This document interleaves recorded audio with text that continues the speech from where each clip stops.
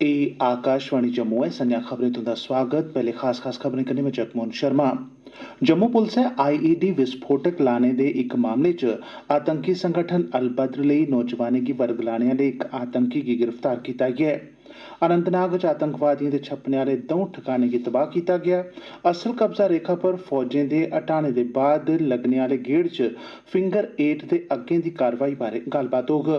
केन्द्र ने कोविड-19 दे मरीजें दी बधदी गिनतरी दी पछोकड़ै च राज्यें गी सरबंधित जिलें च सख्ती ने व्यापक निगरानी ते नियंत्रण दे उपाऽ करने पर जोर दित्ता ऐ ते प्रधानमंत्री नरेन्द्र मोदी होरें आखेआ ऐ जे केन्द्र सरकार ने बक्ख-बक्ख क्षेत्रें दी उत्पादन सरबंधी प्रोत्साहन योजना शुरू करियै देसै च उत्पादन च तेजी आनने दा इक नोखा मौका उपलब्ध करोआया ऐ।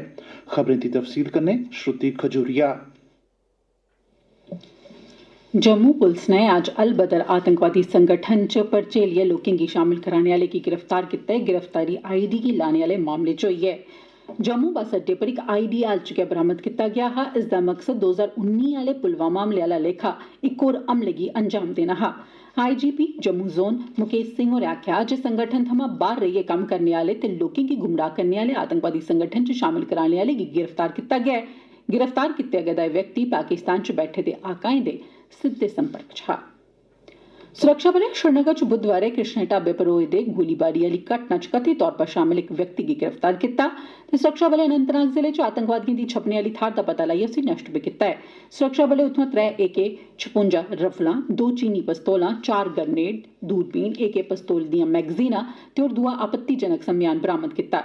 इक टकोह्दी सूह पर कार्रवाई करदे होई सुरक्षाबलें कल संझां दक्खनी कश्मीर च इलाके दी घेराबंदी करियै तपाशी अभियान रम्भ कीता। बुधवारें कृष्ण ढाबा दे मालक ते पुत्तर उप्पर हाल च गै आतंकवाद च शामल होए दे 3 आतंकवादिएं गोलियां चलाईयां हियां। ओह्दे मगरा सुरक्षाबलें गिरफ्तारी कीती ते आतंकवादिएं दी छप्पने आली थाह्र दा पर्दा बी फाश कीता ऐ। पूर्वी लद्दाख च भारत ते चीन बश्कार फौजी कमांडर सतह दी गल्लबात दा 10वां गेड़ अज्ज बड्डलै संपन्न होई गेआ। एह् गल्लबात कल बड्डलै चीन आली बक्खी मोल्डो चौकी कश लोआई गेई। आकाशवाणी संवाददाता ने जानकारी दित्ती ऐ जे भारतीय शिष्टमंडल दी अगुवाई fire and fury regiment related GOC lieutenant general PGK मैनन होरें कीती। दौनें मुल्खें बश्कार अगले गेड़ दी गल्लबात च पैंगोंग झील थमां अग्गे फिंगर 8 तगर दे इलाके गी लेइयै चर्चा होग। सूत्रें जानकारी दित्ती ऐ जे 16 घैंटे तोड़ी चली दी इस गल्लबात च गोगरा चौकी, हॉट स्प्रिंग ते सामरिक दृष्टि कन्नै महत्वपूर्ण डेप्सोंग इलाके गी लेइयै चर्चा होई जित्थे चीन ते भारत दियां फौजां आमने सामने न। कमांडर सतह दी गल्लबात दी एह्दे शा पैह्ले दिएं वार्ताएं च एह् फैसला बी लैता गेआ हा जे दौनें मुल्ख दियां फौजां अप्रैल 2020 आली स्थिति च आई जाङन।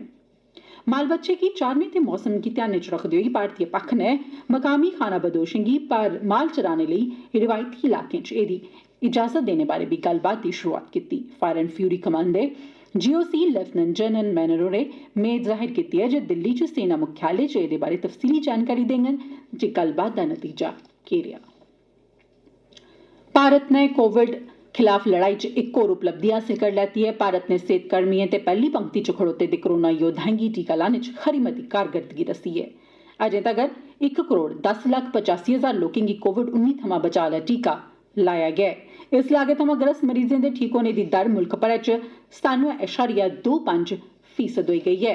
पिछले 24 घैंटे दौरान 14,264 कोविड-19 दे नमें मामले सामने आए न ते मुल्ख भरै च इस लागै करी पिछले 24 घैंटे दौरान 90 लोकें दी मौत बी होई ऐ। केन्द्र ने राज्यें च जित्थे कोविड-19 दे मामले च बाद्दा दिक्खेआ जा'रदा ऐ गी पूरी पराती तक्क रखने ते नियम कायदें दी पूरी चाल्ली पालमा करने लेई आखेआ ऐ। केन्द्र ने सरबंधी राज्यें दे जिले च सख्त ते व्यापक निगरानी ते होर दुए उपाऽ करने लेई बी आखेआ। इस लागै दे संक्रमण गी होर फैलने सोयां रोकने लेई केन्द्र ने राज्यें गी लिखेआ ऐ जे ओह् RT-PCR टेस्ट सरबंधी जांच च बाद्दा करै ते रैपिड एंटीजन टेस्ट दी रिपोर्ट नेगेटिव औने मगरा लोकें गी लाजमी तौर पर RT-PCR टेस्ट परतियै कराना लाजमी ऐ। राज्यें गी कोरोना दे नमें स्वरूप पर नियमित तौर पर निगरानी रखने दे कन्नो कन्नी कोविड मामले दे बद्ध समूह पर नजर रखने दी सलाह बी दित्ती गेई ऐ। रक्षा मंत्री राजनाथ सिंह होरें अज्ज नमीं दिल्ली च हुनर हाट दा उद्घाटन कीता। इस मौके पर उनें आखेआ जे मुल्खै दे ग्रामीण उद्योग गी होर मती मान्यता ते हौसला अफजाई दी लोड़ ऐ तां जे ओह् अर्थव्यवस्था गी मजबूत बनाने च होर मता योगदान देई सकन। उनें आखेआ जे हुनर हाट कलाकारें, कारीगरें, दस्तकारें ते शिल्पकारें गी राष्ट्रीय ते अंतर्राष्ट्रीय सतह पर पंछान दोआने च मती मेहनत आली भूमिका निभांदे न। उनें दस्सेआ जे केंद्र सरकार एह्दे लेई केई हीले बी करा करदी ऐ। 2024 तगर इसी 5 लक्ख करोड़ दे उद्योग दे रूप च विकसित कीता जाई सकदा ऐ। हुनर हाट दा इस बारी दा विशे ऐ वोकल फॉर लोकल। उनें दस्सेआ जे किस चाल्ली ग्रामीण दस्तकार आत्मनिर्भर भारत बनाने च मता महत्व आला योगदान देआ करदे न। एह् खबरां तुस आकाशवाणी जम्मू परा सुना'रदे ओ। तुन बाकी दियें खबरें कन्नै जगमोहन शर्मा। प्रधानमंत्री नरेंद्र मोदी होरें आखेआ जे केंद्र सरकार ने बक्ख बक्ख क्षेत्रें लेई उत्पादन सरबंधी प्रोत्साहन योजना दी शुरुआत करियै देसै च उत्पादन च तेजी आनने दा इक नोखा मौका उपलब्ध करोआया गेआ ऐ। कल नीति आयोग दी प्रशासकी परिषद दी 6मीं बैठक गी संबोधित करदे होई उनें राज्यें गी इस योजना दा पूरा लाह ठोआने लेई आखेआ ते कन्नै दुनिया भरै थमां मती शा मती रास पूंजी आकर्षित करने लेई ते कारपोरेट टैक्सें च कटौती दा लाह हासल करने दी बी अपील कीती।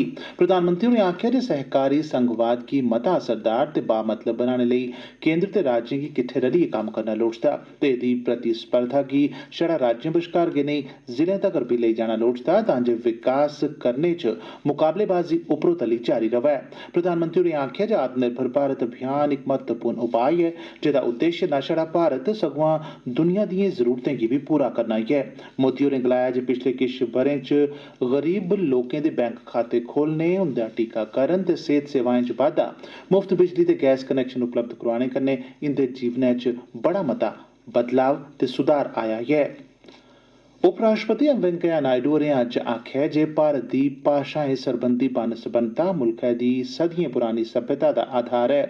कुल संसारी मातृभाषा दिवस दे मौके पर अज्ज शिक्षा ते समाज गी समावेशी बनाने आस्तै बहुभाषीवाद बारै इक वेबिनार गी संबोधित करदे होई उपराष्ट्रपति होरें मातृभाषा दे इस्तेमाल पर जोर दित्ता। उपराष्ट्रपति होरें बच्चें गी मुंडली शिक्षा मातृभाषा च देने पर जोर पाया। उनें इस गल्लै पर खुशी जाहर कीती जे शिक्षा मंत्रालय ते संस्कृति मंत्रालय ने इस बारे आम लोकें च जागरूकता पैदा करने ते मातृभाषा गी बढ़ावा दित्ते जाने लेई 4 रोज़ा कार्यक्रम दा आयोजन कीता ऐ जेह्दा सरिस्ता वर्चुअल माध्यम राएं कीता जा करदा ऐ। किश्तवाड़ जिले च पेश आए दे इक सड़क हादसे च इक्कै परिवार दे 3 लोक मारे गे न। अधिकारिक सूत्रें मुजब JK 068421 JK 06 8421 गड्डी गुज्जर होस्टल कश हादसे दा शिकार होई गेई। एह् गड्डी चिंगम छात्रू जा करदी ही। अधिकारिएं मुजब इस हादसे च इक महिला ओह्दे पुत्तर ते धी दी मौत होई गेई ऐ। मां बोली सरबंधी अंतर्राष्ट्रीय ध्याड़ा जम्मू दे करण नगर स्थित डोगरी संस्था दे डोगरी भवन च बी बनाया गेआ। इस मौके केईं कार्यक्रमें दा सरिस्ता कीता गेआ जिंदे च शिक्षा ते संस्कृति दे क्षेत्र च मातृभाषा यानी मां बोली दा महत्व विशे पर सेमिनार, इक रोज़ा डोगरी पुस्तक नमैश ते ज्ञानेश्वर हुंदे आसेआ लिखे गेदे बच्चें दे इक नावल दा विमोचन शामिल है। इस मौके स्कूली शिक्षा मैह्कमे दिआं डायरैक्टर अनुराधा गुप्ता मुक्ख परौह्नियां हिआं जिनें अपने संबोधनै च आखेआ जे कुसै बी समाज या समुदाय च कला संस्कृति शिक्षा ते ज्ञान दे संचार च मां बोली दी भूमिका सब्भनें शा मती महत्वपूर्ण ऐ जिसी बढ़ावा देना अत्त लाज़मी ऐ।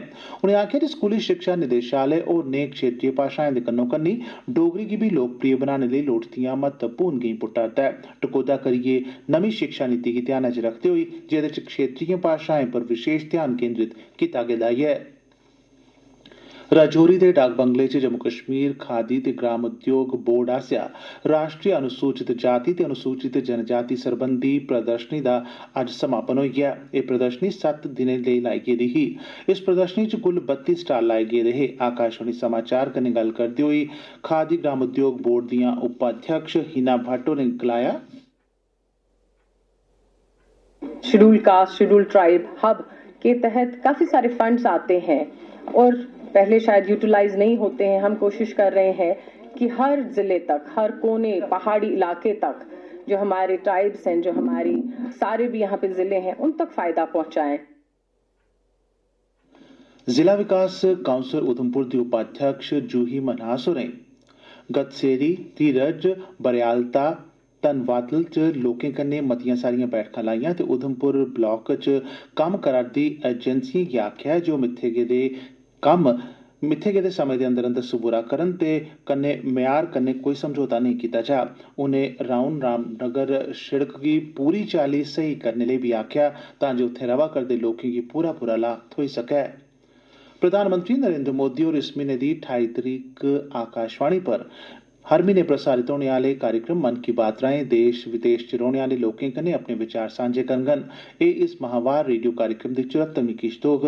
लोक इस कार्यक्रम लेई नमो ऐप या फ्ही माई गोव ओपन फोरम उप्पर अपने विचार सांझे करी सकदे न। लोक प्रधानमंत्री होरें गी टोल फ्री नंबर 1800-117800 पर फोन करियै बी अपने स्नेह हिंदी या अंग्रेजी भाषा च रिकार्ड कराई सकदे न। एह्दे अलावा लोक 1922 पर मिस कॉल देइयै मगरा SMS राएं थ्होने आह्ले लिंक उप्पर जाइयै बी अपना स्नेहा प्रधानमंत्री हुंदे कश पुजाई सकदे न। लोकें आसेआ भेजे गेदे किश स्नेहें गी प्रधानमंत्री होर अपने संबोधन च शामल करङन। अखीर च खास खबरां इक बारी परतियै जम्मू पुलसै आईडी विस्फोटक लाने दे मामले च आतंकवादी संगठन अल बदर लेई नौजवानें गी बरगलाने आह्ले गी गिरफ्तार कीता ऐ। अनंतनाग च आतंकवादिएं दे छप्पने आह्ले ठिकाने गी बी तबाह कीता गेआ। असल कब्जा रेखा पर फौज दे हटाने दे बाद लग्गने आह्ले गेट च फिंगर 8 दे अग्गे दी कार्रवाई बारै गल्लबात होग। केंद्र ने कोविड-19 दे मरीजें दी बद्दी गिनतरी दी पछोकड़ा च राज्यें गी सरबंधत जिलें च सख्ती कन्नै व्यापक निगरानी ते नियंत्रण दे उपाऽ करने पर जोर दित्ता। ते प्रधानमंत्री होरें आखेआ ऐ जे केंद्र सरकार ने बक्ख-बक्ख खेत्तरें लेई उत्पादन सरबंधी प्रोत्साहन योजना शुरू करियै देसै च उत्पादन च तेजी आह्नने दा इक अनोखा मौका उपलब्ध करोआया ऐ। एह्दे कन्नै गै खबरें दा बुलेटिन समाप्त होआ।